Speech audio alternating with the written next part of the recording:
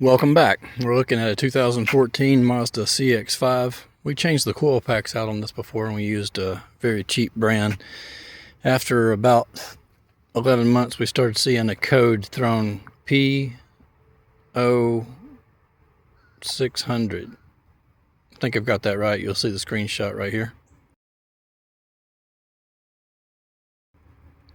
And it's running a little bit rough at startup. Otherwise, it's not really skipping or doing anything that's noticeable. So I decided to look for, on Amazon, a set of coil packs that would have a warranty. I found one that has a 3-year warranty.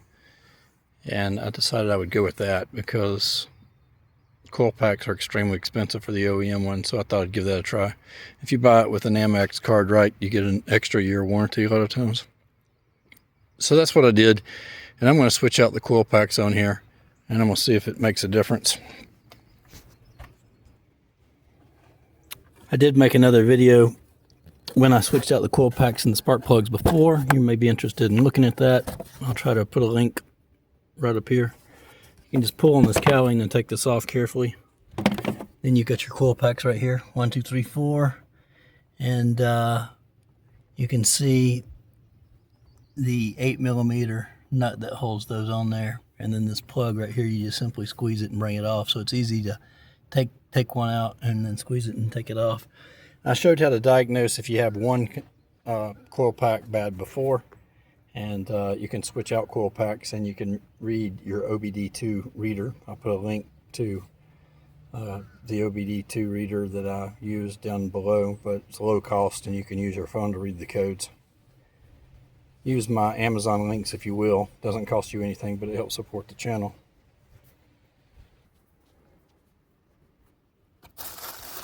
Here's my replacement coil packs. PhilTop or whatever is the name off Amazon, and it comes with a warranty. Screenshot your warranty. Amazon will stand behind it in case they're no longer available later, or they should. My new Hyper Tough cordless socket, cordless ratchet. That makes quick work out of that. I got that for $27. So that's how you take that out, and then you just carefully give it a little wiggle. Like that. Then you can squeeze these wires in and pull the plug off. Squeeze that plug in and pull that off. I need 2 hands to do that. Pulled that one out easy enough. See a little bit of green in there. I don't know if it's a tiny bit of corrosion or whatever, but I'm going to put dielectric grease in that boot before I push the next set back on. When you do this, you want to make sure that your coil pack extensions here are the right length you need. So you want to put them side by side. So I know that's a good known one. I did that before and changed them out. They need to be exactly the same size so they get down there, and they are. It's just a good way to check that again. This is the Dielectric electrical joint compound that I tend to use on a lot of stuff, and it works well. So I've got my new one here. I can tell because it doesn't have pollen all over it. And it actually, by default, already has some kind of green coating there, and that's not corrosion. So we're still going to put the dielectric compound in there. Come to think of it, that green right there is a similar green to the other. It's not corrosion. It's probably a coating similar to what I'm about to put on here. So I'm going to put this down there on that spring that's going to touch that. That'll make it come off easier in the future too. Then you just want to settle it back down in there. This is a good time too. You'll take your finger and you can wipe away any of the stuff, but there's a ridge in here that keeps anything from going down that spark plug recess. Line that up, and then Firmly press it. You'll feel it go on the spark plug, which is down below. Then you'll put your 8mm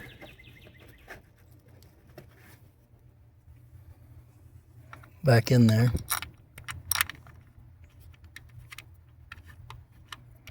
That's as simple as that. We'll tighten that back up.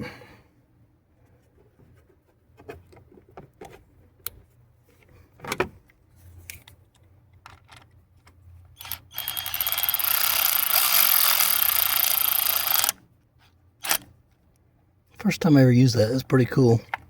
If you do it slow, you're not going to over tighten it.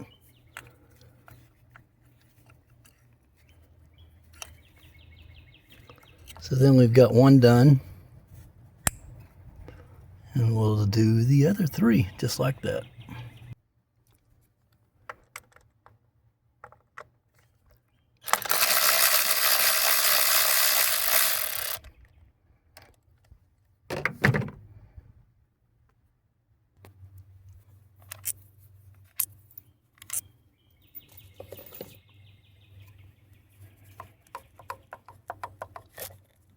It's easy to do them one at a time to make sure you don't get these mixed up, but you know, you can tell where the wires go. You don't want to get them out of order or cross these in any way, but that'd be hard to do.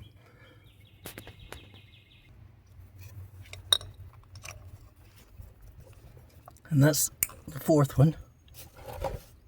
Drop these 8mm back in here.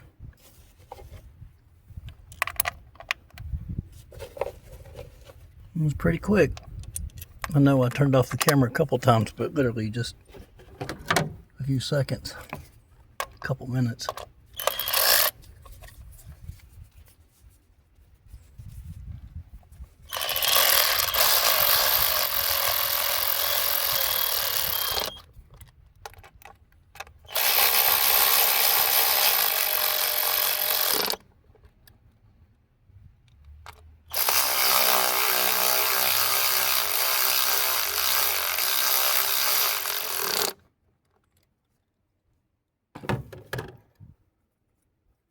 Double check, give a tug on all those, and that's how easy it is to change those out. Very expensive to do the OEM ones, so thought I'd give this warranty, this company that had a really good warranty, another chance on doing the cheap ones under 50 bucks or around 50 bucks. Now we're gonna set this back in place. Easy to do, you just line your oil back up and then give it a gentle pop and they'll pop back in. Easier with 2 hands. And now we're all done under here.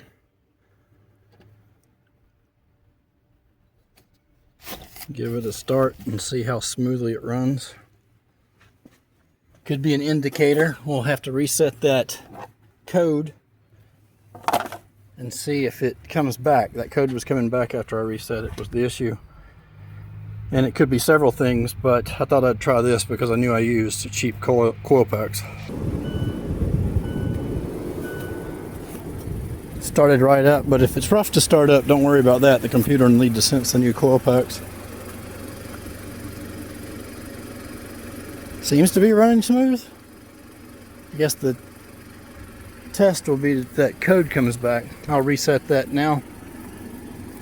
Give it a few test drives. Okay, I reset the trouble code and it's all clear now. And this seems to have fixed the issue. I'm going to wait to post this video. So if you're seeing this video posted, I gave it some time, perhaps as much as a month or more, and then I posted it that this fixed the issue. The 3-year warranty coil packs that I chose are down below. You might want to give them a shot. And you know, you've at least got the ability to tell them that they went bad before the 3 years.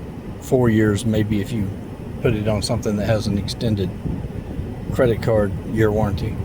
Thanks for watching. Like, share, and subscribe.